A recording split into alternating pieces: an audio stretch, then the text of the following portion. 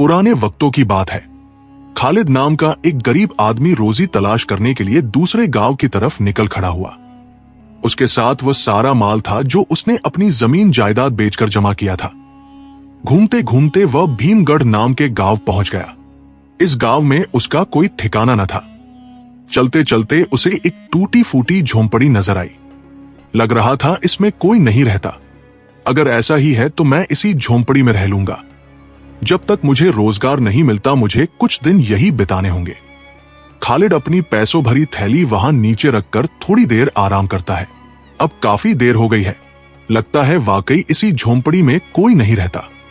ओह, ये क्या? ये तो कोई पुराना संदूक लग रहा है। पता नहीं किसका होगा। अगर कोई वापस न आया तो बाद में खोल कर देख लूंगा। तब से खालिद इसी झोंपड़ी में रहने लगा। अगले दिन वह अपना सामान इस झोंपड़ी में रखकर गांव के अंदर पहुंचा और तलाश करते करते जमींदार के घर पहुंच गया। अस्सलामु अलैकुम जनाब जमींदार, मेरा नाम खालिद है और मैं इस गांव में रोजगार तलाश करने को दूसरे गांव से आया हूं। मैंने सुना है कि आप इस गांव के जमींदार हैं और आपके यहां मुझे काम मिल सकता है। अच्छा, तो तुम दूसरे गांव से आए हो, मगर यहां तुम्हारा क्याम का बंदोबस्त कैसे होगा? देखो, मेरे पास जमीन बहुत है और नौकर भी बहुत है, मगर जो जगह मेरे पास है वहां पहले से बमुश्किल 10-15 नौकर रहते हैं, तो तुम्हें पहले रहने का बंदोबस्त करना पड़ेगा। जमींदार साहब, मैं अपने गांव से आते वक्त अपनी सारी जायदाद बेचकर काफी रकम लेकर आया हूं। वैसे तो मेरा रहने का बंदोबस्त हो गया है।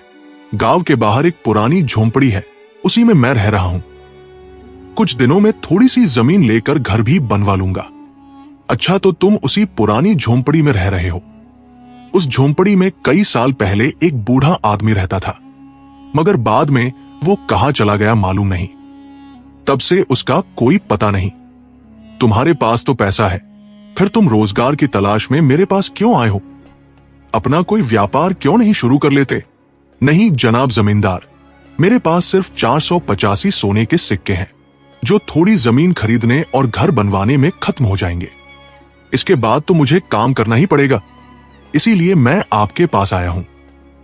अच्छा, ठीक है, कल से तुम मेरे खेत में काम कर सकते हो। खालिद के जाने के बाद जमींदार दिल ही दिल में हंस रहा था।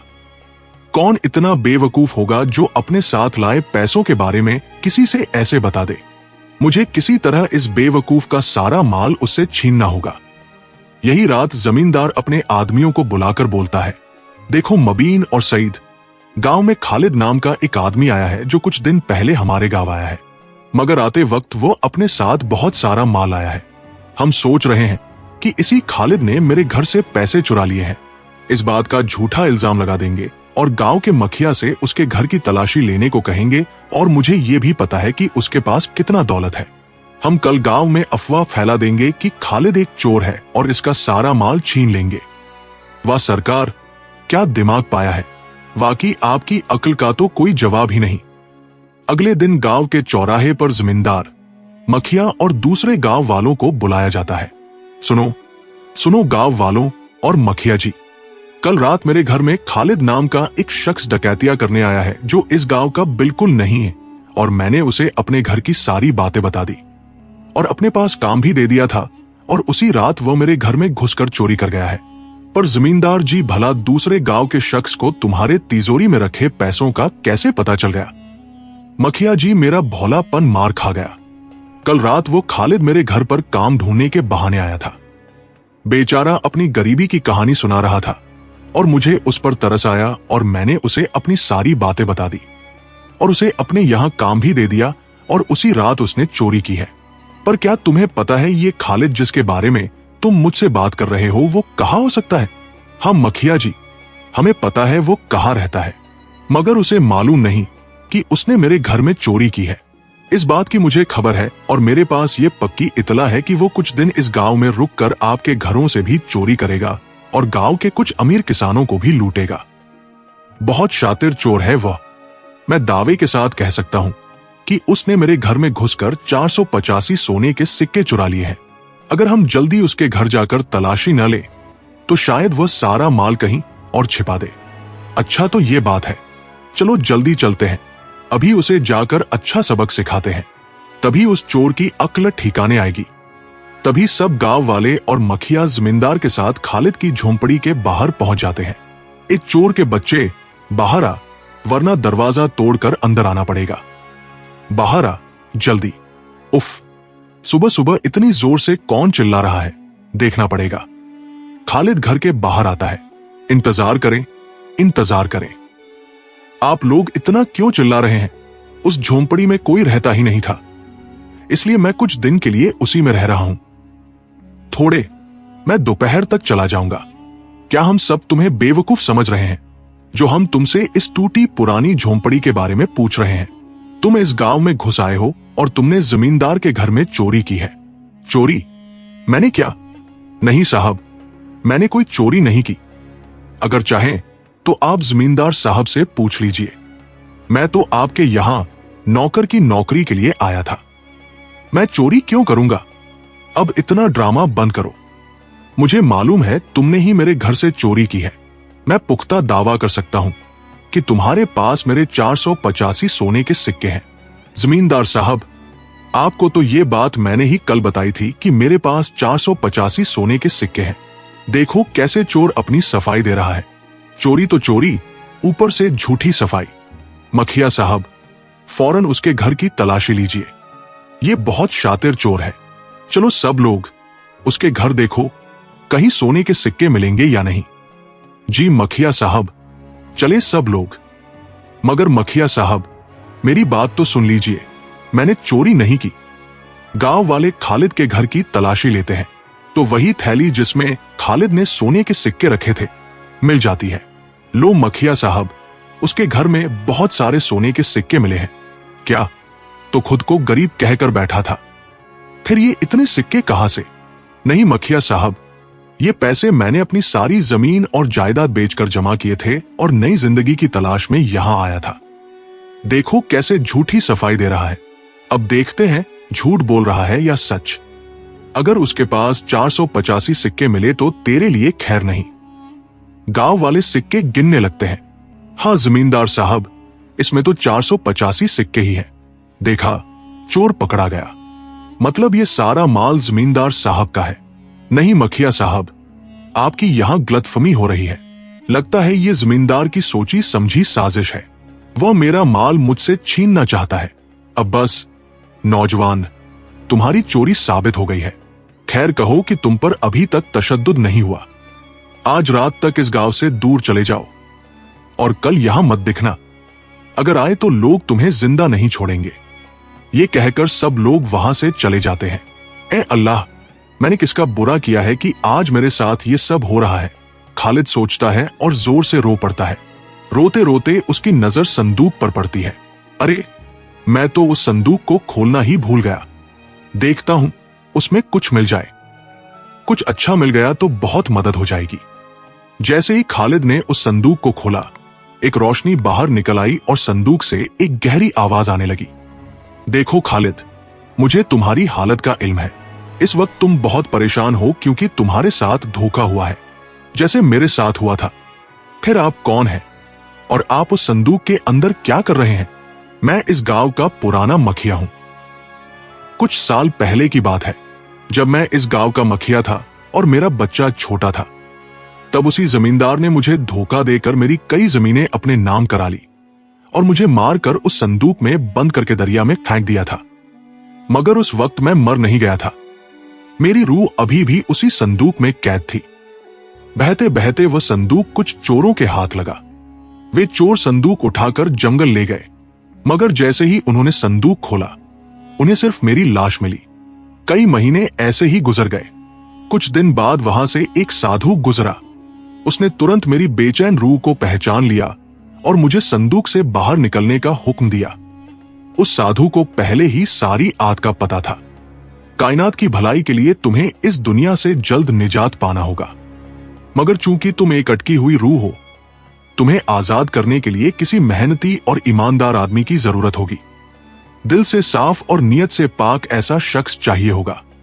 जैसे ही वो शख्स इस संदूक को खोलेगा, तुम जल्दी इस आलम से आजाद हो सकोगे। फिर एक बूढ़े लकड़हारे ने मुझे जंगल से उठाकर उसी घर में रख दिया।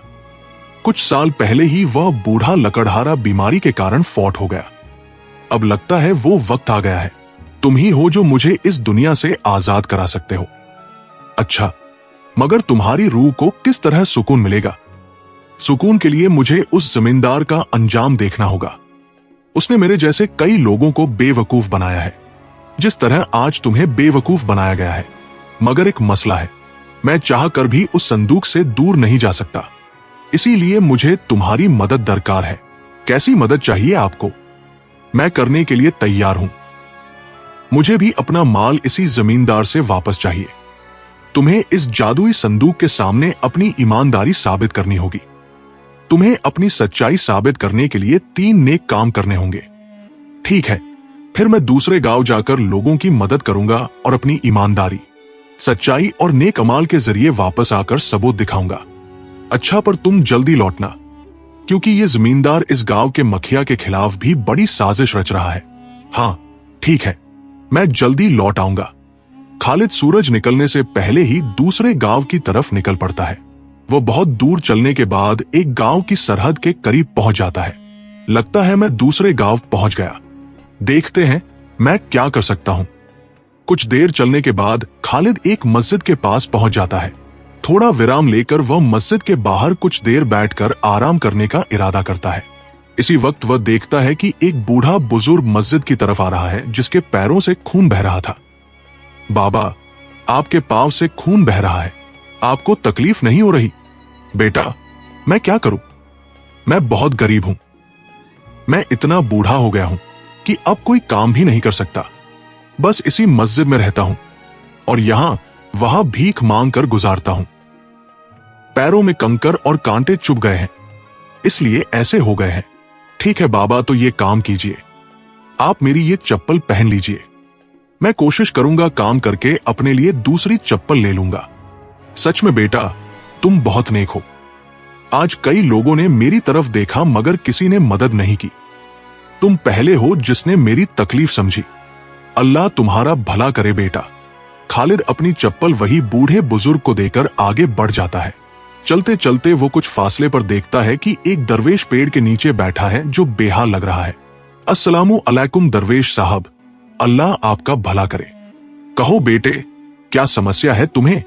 दरवेश साहब, मैं ठीक तो हूं, मगर आप कुछ बेहाल लग रहे हैं। क्या मैं आपकी कुछ मदद कर सकता हूं? हाँ बेटा, समस्या तो है। मैं 2 दिन से एक कतरा पानी तक नहीं पी सका। बहुत प्यास लगी है और ऊपर से ये गर्मी भी बहुत ज्यादा है। ठीक है दरवेश साहब, मैं आपके लिए पानी लाकर देता हूं कहीं से। बेटा, इस गांव में कहीं दूर तक पानी नहीं है। बहुत से कुएं सूख चुके हैं। दरवेश साहब, आप फिक्र न करें, मैं आपके लिए जरूर पानी तलाश करूंगा। शुक्रिया बेटा, अल्लाह तुम्हारा भला करे। खालिद पानी की तलाश में निकल पड़ता है। वह दूर दूर तक पानी ढूंढता है मगर कहीं भी पानी का कतरा तक नहीं मिलता। ए अल्लाह, ये तीसरा कुआं भी सूख निकला। खालिद तलाश करते करते चौथे कुएं के पास पहुंच जाता है। ये क्या? इसमें थोड़ा सा पानी दिख रहा है मगर ये कुआं बहुत गहरा है। फिर भी मुझे कुछ करके दरवेश साहब की प्यास बुझानी होगी। ए ऊपर वाले, मदद कर। खालिद धीरे से कुएं में उतरता है और एक बोतल पानी भरकर वापस निकल आता है। गर्मी बहुत तेज थी और ऊपर से खालिद नंगे पांव चल रहा था, इसलिए उसके पैर भी बहुत जल रहे थे। ए अल्लाह, इतनी गर्मी में तो मेरे पैर ही जल जाएंगे। एक काम करता हूं, इस पेड़ के पत्ते अपने पैरों के नीचे बांध लेता हूं, थोड़ी राहत मिल जाएगी। खालिद एक पेड़ के नीचे बैठकर पत्ते तोड़कर अपने पैरों के नीचे बांधने लगता है, जिससे उसे कुछ सुकून मिलता है। खालिद पानी लेकर दरवेश साहब के पास आता है। ये लीजिए बाबा, मैं आपके लिए पानी ले आया हूं। खालिद दरवेश साहब को पानी पिला देता है। ए नौजवान, तुम्हारा भला हो। तुमने आज इस प्यासे को पानी पिलाकर बड़ा नेक काम किया है। अल्लाह तुम्हारी हिफाजत करे। वैसे आप कहां जा रहे हैं? तुम इस गांव के मालूम नहीं होते? जी दरवेश साहब, मैं इस गांव का नहीं हूं। मैं किसी खास मकसद के लिए यहां आया हूं। खालिद अपनी सारी कहानी दरवेश साहब को सुना देता है। अच्छा, ऐसी बात है। बेटा, तुम वाकई नेक दिल इंसान हो। खालिद दरवेश साहब की दुआ लेकर आगे बढ़ जाता है। मैंने 2 अच्छे काम तो कर लिए, अब तीसरा काम क्या हो सकता है? ऐसे सोचते सोचते खालिद जंगल से गुजरता हुआ जा रहा था। तभी उसे एक जख्मी हिरण जाल में फंसा हुआ दिखता है। ए अल्लाह, किसने इस मासूम हिरण को इस जाल में बांधा होगा? लगता है कोई शिकारी होगा। मुझे इस हिरण को जल्द से जल्द इस जाल से आजाद करना होगा, वरना पता नहीं शिकारी इस बेचर के साथ क्या करेगा। खालिद उस हिरण को जाल से आजाद कर देता है। हिरण वहां से तेज दौड़ लगाकर भाग जाता है। थोड़ी देर बाद एक शिकारी आता है। ये क्या? इस जाल में तो अब तक हिरण फंस जाना चाहिए था। मैंने इसी तरफ ही हमला किया था। यह आदमी यहां जंगल में क्या कर रहा है? जरूर कोई चालाक होगा। भाई साहब, क्या आपने इस जाल में हिरण को फंसता हुआ देखा? नहीं शिकारी साहब, मगर मैंने हिरण को इसी तरफ भागता हुआ देखा है। अरे ये हिरण तो बहुत चालाक निकला। ठीक है, मुझे भी इसी तरफ जाना होगा। ऐसे झूठ बोलकर खालिद शिकारी को भ्रमित करके हिरण को बचा लेता है। चलते चलते शाम हो जाती है। मखिया की रूह ने कहा था कि एक दिन में 3 नेक काम करने पर ही मुझे संदूक से आजाद किया जा सकेगा। अब क्या करूं? रात होने वाली है। बेहतर है मैं वापस अपनी झोंपड़ी की तरफ ही चल पड़ूं। खालिद अपनी झोंपड़ी के पास वापस आ जाता है। तभी उस संदूक से आवाज आती है, क्या तुमने 3 नेक काम किए? नहीं मखिया जी, मैंने सिर्फ 2 ही अच्छे काम किए हैं। मुझे कल फिर कोशिश करनी होगी। ठीक है, अब इस संदूक को बंद करके रखो और जब कल तुम नेक काम करके वापस आओगे तभी इसे खोलो। ठीक है, अभी मैं बंद कर देता हूं। जैसे ही खालिद उस संदूक को छूता है, मखिया की रूह संदूक से बाहर आ जाती है। हाँ, ये तो कमाल हुआ खालिद। लगता है तुमने आज 3 नेक काम किए हैं। सोचो जरा, याद है मैंने 2 नेक काम किए हैं। अभी याद आया, मैंने इस जंगल में इस हरण की भी मदद की थी। देखो, यही तो सच्चे और पाक दिल इंसान की निशानी होती है। तुमने मदद की और खुद को खबर तक नहीं हुई। मुझे अच्छा लग रहा है। अब तुम्हें निजात मिलेगी। नहीं खालिद, एक और काम बाकी है। तुम्हारी खोई हुई इज्जत और दौलत उस जमींदार से वापस लेनी है। मगर हम लोगों को कैसे बताएं कि जमींदार उन्हें फंसा रहा है और इस गांव के मखिया को जमींदार से खतरा है। तुम कुछ मत करो खालिद, अब जो करना है वो मैं करूंगा। मखिया की रूह वहां से गायब होकर जमींदार के कमरे में चली जाती है। जमींदार अपने कमरे में घूम रहा था। आज तो भारी माल हाथ लगा है। सबको कैसे बेवकूफ बनाया और सब ने मुझ पर इत्मीनान भी कर लिया। अब अगली बारी तो उस मखिया के बच्चे की है। जिस तरह मैंने उसके बाप को मारा था, उसी तरह उसका खेल भी खत्म कर दूंगा और इस गांव का अगला मखिया मैं ही बनूंगा। तुम्हारा खेल तो खत्म होगा जमींदार साहब। कौन है तू? पहचाना नहीं तुम्हें? ये शम्मलाल कौन है? मगर तू तो मैंने मारा दिया था। तू जिंदा कैसे हो गया? मैं जिंदा नहीं, शम्मलाल का भूत हूं। गौर से देखो मुझे, मैं बूढ़ा नहीं हुआ अभी तक। क्या भूत? ये मुझे मार देगा। चिल्लाओ जितना चिल्लाना है, मगर आज तुम्हारी मदद कोई नहीं करेगा। आज तो तुम्हें जिंदा नहीं छोड़ूंगा। नहीं, मुझे छोड़ दो। जो चाहो वो ले लो। अपना सारा माल दे दूंगा, मगर मुझे जान से मत मारो। मुझे अभी मरने का शौक नहीं। ठीक है, तो मैं तुम्हें सिर्फ एक शर्त पर छोड़ूंगा। मैं शर्त मानता हूं, मगर मुझे कत्ल न करना। अच्छा, तो तुम अभी इसी वक्त मखिया के घर जाकर गांव के चौराहे पर सबके सामने मखिया को बुलाओगे और सच सच बताओगे कि तुमने खालिद का माल छीना। बताओगे कि तुमने मुझे धोखे से मारा था और मेरी जमीन अपने नाम करा ली थी। हाँ, मैं अभी जाता हूं और मखिया साहब को बताता हूं। जमींदार पैसा और जेवरात उठाकर कहीं दूर भागने की तैयारी करता है। चलो भाई चलो, जल्दी यहां से निकलते हैं। अच्छा, तो तुम अब भागने की कोशिश कर रहे हो। रुक, तुम्हें अभी सबक सिखाता हूं। मखिया की भूतिया रूह जमींदार को उठाकर जमीन पर पटक देती है। छोड़ दो मुझे, अब समझ आ गया है। तुम जैसा कह रहे हो वैसा ही करो। माफी मांग लो। मुझे माफ कर दो। तुम्हें माफ कर दूं। तुम तो बहुत गिरे हुए इंसान हो। रुक, अभी तुम्हें मखिया के सामने भेजता हूं। मखिया की रूह जमींदार को उठाकर जोर से थप्पड़ मारती है। फिर जमींदार सारी बातें सच सच बता देता है। अच्छा, तो ये बात है। अरे निच्ची, तू इतना कैसे गिर सकता है? तूने मेरे बाप को मारा जब मैं छोटा था। और अब यह मासूम खालिद को भी फंसा कर लोगों से नाजायज काम करवा रहा है। आज तुझे छुट नहीं मिलेगी। आज तेरा खेल खत्म। गांव वालों, देखो क्या हो रहा है। मार मार कर इसकी ठोकर बना दो और इसे गांव से निकाल दो। सब गांव वाले जमींदार की खूब पिटाई करते हैं और उसे गांव से दूर भगा देते हैं। इसी वक्त खालिद भी वहां आ पहुंचता है। मुझे माफ कर दो खालिद, मैंने बिना सच जाने दुश्मन का साथ दिया। मैं अपने किए पर बहुत शर्मिंदा हूं। मखिया साहब, इसमें आपकी कोई गलती नहीं है। मैं तो इस गांव का भी नहीं हूं। आपकी जगह कोई और होता तो शायद वह भी ऐसा ही करता। इस वक्त मखिया के बाप का भूत आता है। चलो बेटा, अब मेरे जाने का वक्त है। उम्मीद करता हूं कि मेरे जाने के बाद तुम इस गांव को आगे बढ़ाओगे और इस खालिद को अपने से दूर न होने दो। वो बड़ा अच्छा लड़का है। मखिया खामोश रहता है और आंखों में आंसू भरकर सिर हिलाता है। मखिया वहां से आसमान की तरफ चला जाता है और उसे आजादी मिल जाती है।